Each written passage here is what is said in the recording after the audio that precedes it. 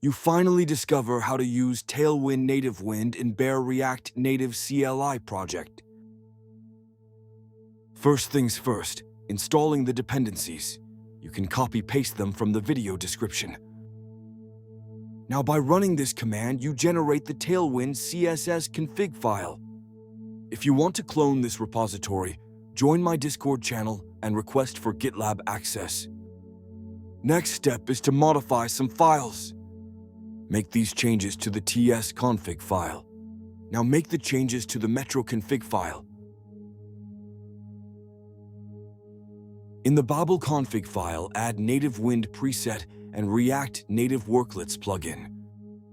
Now, create nativewind env file, which tells to the TypeScript compiler to include type definitions provided by nativewind.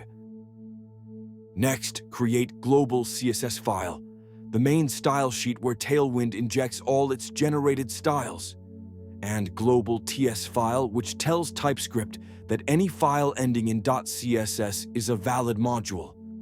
Now add to the app file the CSS import. Run npm start and npm run Android commands to build the project. To resolve the React Native version incompatibility with Worklets, I will uninstall React Native Worklets and reinstall the recommended version. Now rerun npm start and npm run Android commands. Tech moves fast, and by the time you hit play, this build might already be outdated. But don't worry, the always up-to-date working code lives in my private GitLab repo. Want access? Just join my Discord community and drop your GitLab user. No chasing deprecated docs, no broken builds, just code that works, today, tomorrow, always. Now edit the app file with an example of Tailwind style usage.